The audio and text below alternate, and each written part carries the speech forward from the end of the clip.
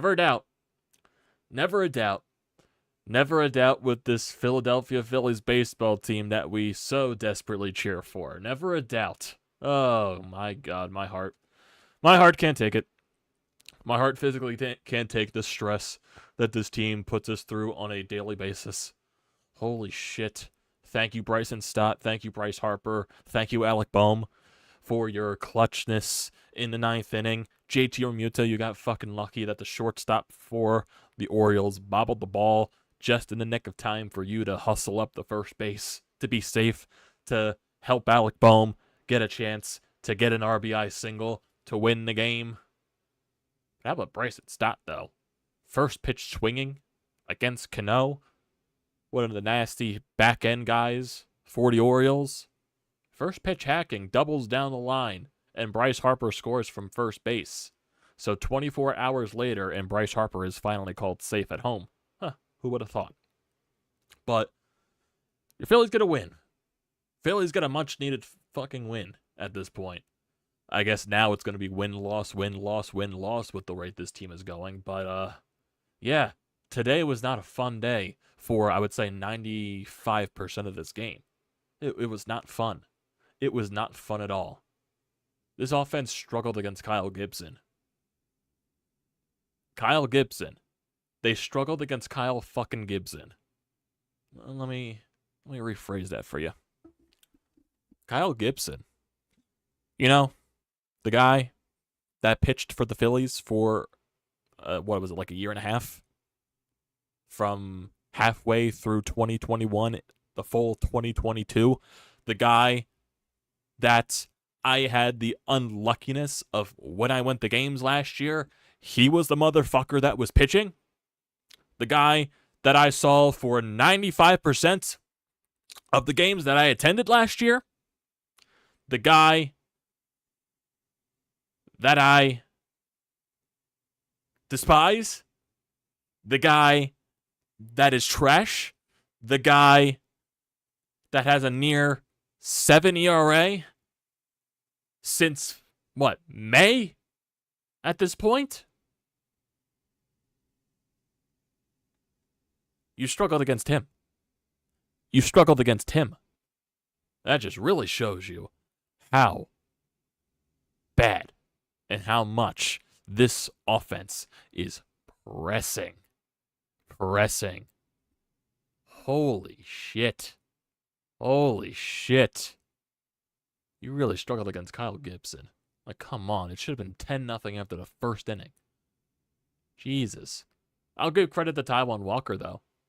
He had some balls today. Got into a bases-loaded jam. Somehow managed to only allow one run in that entire inning. I believe that was the top of the second. He battled. He had the battle. He didn't go a full 6 innings in this ball game. He went 5 2/3, 6 hits, 2 earned runs, 3 walks, 4 strikeouts. Did get into trouble with some walks, but when he got into situations, he kept you in the game, and he managed to battle the entire way through. 4 strikeouts for him. Matt Strahm. We used Matt Strahm and Marte for a very long time out of the bullpen. Both of those guys, an inning and 2/3 for Strahm, an inning and 2/3 for Marte.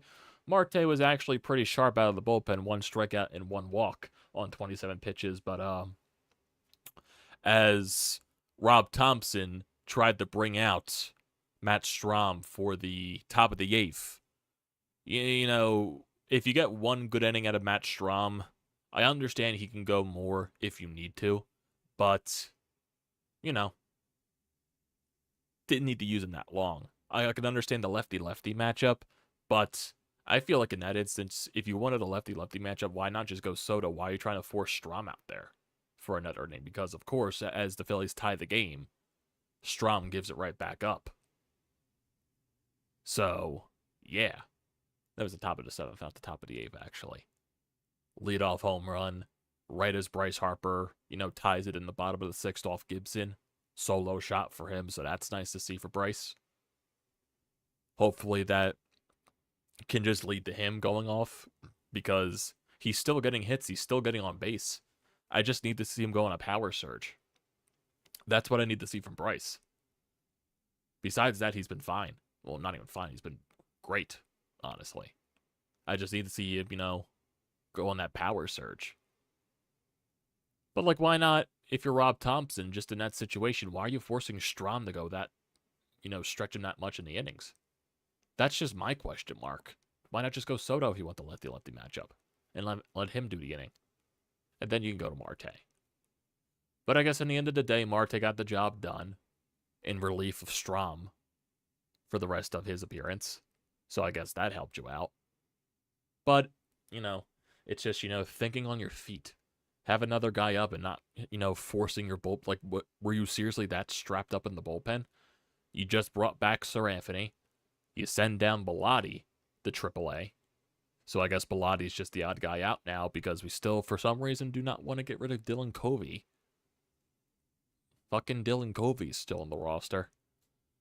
I don't know if they're saving his roster spot for Noah Song when he eventually gets called up from his rehab assignment, because I do believe the deadline is very soon for him to be called up, or you lose him back on waivers back to, I believe, the Red Sox, where you got him from the Rule 5 draft. I believe you'll lose him if you don't call him up in a few days. But that's what I'm assuming that roster spot's going to be saved for. Noah Song comes into the bullpen, Covey gets sent down or DFA'd. That's what I would assume. But, this game was just dragging on and on and on and on and on for most of it, because your offense really struggled against Kyle Gibson. 4 hits, 6 innings, 2 earned runs, no walks, and 5 strikeouts on 92 pitches. Looking at the Phillies offense today, lineup-wise, Kyle Schwarber and Trey Turner 1-2, not doing anything for you at all. 0 for 8 combined there with 3 strikeouts, so yeah, that sucked. Bryce Harper 2 for 4 with a solo shot. Nick Castellanos 0 for 4, so your 1, 2, and 4 hitters combined 0 for 12 with 4 strikeouts. Yeah, that's not good.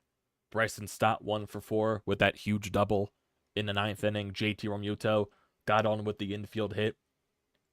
Alec Bohm 2 for 4 with an RBI. Brandon Marsh 1 for 3. Rojas 1 for 3 with an RBI. So Rojas is still, he gets hits when his number gets called upon. Rojas has been really solid, batting .333. Gotta, I feel like you do gotta shake up this lineup. Just at some point. If you want to keep Kyle Schwarber in the leadoff spot, fine, but you gotta move Trey Turner down. Because having both of those guys up in the 1-2 spot are just killing you. I don't even care about the lefty, having lefty, righty in that order in the lineup anymore. I just need Trey Turner moved down. If you want to keep Schwarber up there, fine. I need Bryson Stott up higher in the lineup. This kid is doing way too much to just be sitting down there in the 6, 5, 7 hole, wherever you're batting him during that game. Bryson Stott deserves to bat higher in the lineup.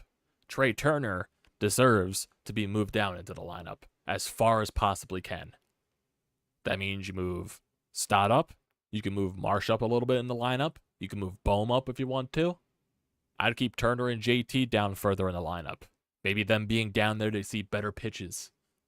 Who knows? Maybe Trey Turner doesn't swing at outside sliders when he's down lower in the lineup. But, he'll be batting 9th. He'll see an outside slider, and he'll whiff. Ugh. Jesus. Like, seriously, it's like this correlation of the entire game when the Phillies got on the board first. I also had an issue with that. With the way they... Not with the way they scored, it's with the way that they couldn't put more runs on the board in that situation. This was in the bottom of the 3rd inning after the Orioles made it 2-0. But also, I'll go to that top of the 2nd inning when the Orioles did get bases loaded, and I'll give a lot of credit to Taijuan Walker getting out of that jam. Leadoff so he started off the inning with 4 base runners straight. Single, double, then a walk. The double which scored the first run of the game for the Orioles.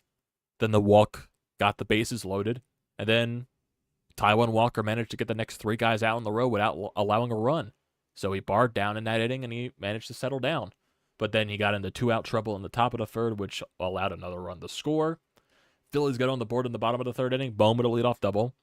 Marsh singles. So you get first and third for Johan Rojas. He singles to bring home a run for the Phillies. Makes it 2-1. So it's 0 outs in this point, first and second. Your bottom part of the lineup is doing damage to Kyle Gibson. Your bottom part of the lineup, your young players, your daycare, doing a bulk of the work. Now, your top of the lineup guys come up with a chance to put more runs on the board. And you want to know what happens? Zilch, zip, nada. Kyle Schwarber pops up. Trey Turner grounds out into a fielder's choice. And Bryce Harper grounds out. So, the bulk of what this entire season has been, your young guys have been doing a lot of the heavy lifting in a lot of games this year. And then when push comes to shove in important spots, the guys that you're paying to get big hits are not getting big hits. Schwarber didn't do it. Turner has not been doing it all year. I'm not going to fully blame Bryce because he did step up later in the game, but still, push comes to shove in that situation. You need more runs. That's just it. I'm not solely putting it on Bryce. I'm just looking at, the correlation with the young guys doing more of the work compared to the veterans and the guys that you're paying more money to. That's what I'm trying to point out there. Really nothing happens the rest of this middle stages of the game. Phillies can't do anything against Kyle Gibson. There are a couple of innings in a row where they didn't record a single hit against him. Oh my God. Oh my God. Oh my God. Bottom of the sixth, 2 outs. Bryce Harper crushes a ball. Home run. Phillies tied the game up. But then, oh boy, Matt Strahm allows a home run. Top of the 8th inning. Lead off. Orioles take the lead. So it was the top of the 8th inning originally, not the top of the 7th. So I completely fucked myself over in that point. Don't worry about me. My brain's melted from watching this game. Don't worry about that. So, Orioles take the lead, like I said. And then a walk happens. Then Strahm gets an out. Marte comes in. He gets the next 2 guys out. Bottom of the 8th. Phillies don't do anything against Fujinami. He's out there for a couple of innings, actually. 1, 2, 3 in the 7th, and a 1, 2, 3 in the 8th. Fujinami, a guy that has an almost 9 ERA. He has an ERA of 8.49. The Phillies were not able to do anything against him. So joy there. Joy there. Top of the 9 for the Orioles. After a leadoff walk, Marte managed to get out of that situation on a fielder's choice and a pop-up and a ground out. Now you go to the bottom of the 9th. Trey Turner against Cano. Grounds out. Then Bryce Harper singles. There were a lot of hittable pitches in this inning that Cano threw. He threw a lot of stuff in hittable spots in the zone, a lot of them right down the middle.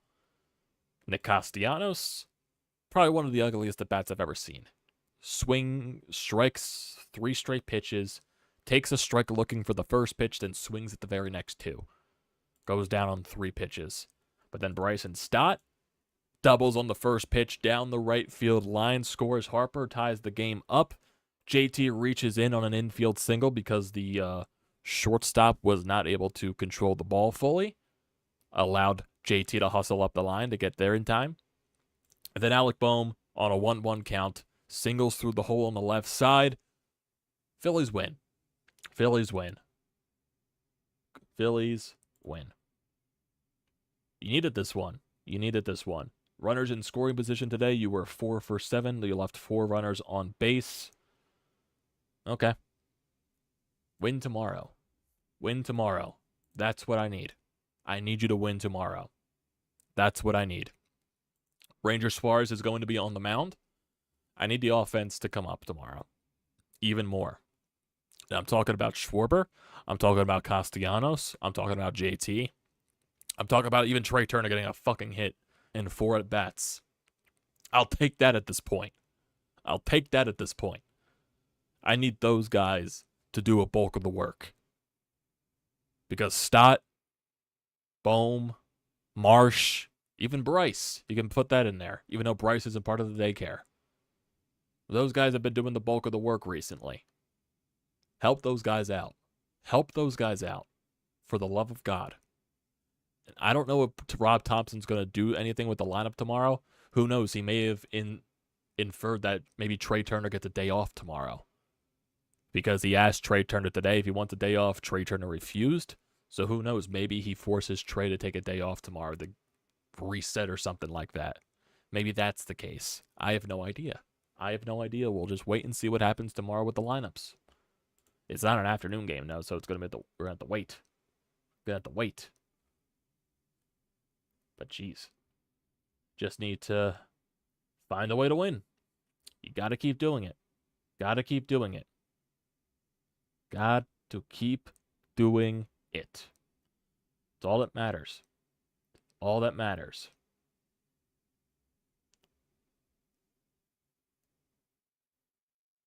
Oh yeah, Nick Castellanos also made a fantastic catch. I believe this was after Strom allowed that home run, the go-ahead home run to the Orioles, and after that walk, Nick Castellanos possibly saved the game there because he doesn't make that catch. It's most likely 4-2 Orioles in that standpoint. So, fantastic stuff there by Nick Castellanos in the outfield. He has made some big plays this year defensively. I'll give him that. But I need his bat to be what it was in the first half because his bat has not been good since the All-Star break. It has not been good. I need him to be way better because right now he's swinging the bat like last year's Nick Castellanos. I need him to be first half Nick Castellanos. Come on, Nick. Come on. We've seen what you can do when your bat's rolling. Don't go cold on us now because we desperately need you. With the rest of the lineup just begging for it at this point. We need it. We absolutely need it. But hey, you took advantage of, for once, of one of the teams that you're fighting for with the wild card spots because the Miami Marlins, they lost to the Tampa Bay Rays today. So you finally took advantage of that. So you get a half game, I believe, or a full game above the Marlins at this point. If you're looking at the wild card standings. No, it's a half game above the Marlins. Not sure why it's not a full game. I don't know. I'm not sure why that's not the case. Oh, I guess because the Marlins technically had a half game on you yesterday because you lost and they didn't play. Yeah, that makes sense. Don't mind me. Like I said, my brain's rotten at this point. But there's still other teams that are around you right now because the Giants, I believe they just started, if I'm not mistaken. Yeah, they're in the top of the third against the Athletics. And the Arizona Diamondbacks, they're currently playing the St. Louis Cardinals. They're in the top of the third. St. Louis leads that game 1-0. So some other things can shift around. If San Francisco loses again and the Arizona Diamondbacks lose, you could possibly see yourself in the second wildcard spot after tonight if things go right. So I guess you can look at that positively. San Francisco has lost 6 in a row going into tonight, and Arizona has lost 5 in a row. So, like I said, if both of those teams lose, you can find yourself in the first wildcard spot. And with the Reds, I believe they're playing the Brewers, if I'm not mistaken. They're currently beating the Brewers right now 2-0. So, if the Reds win, because right now you're a half game behind the Reds, so we'll just see how things go out. We'll just see how things even out there.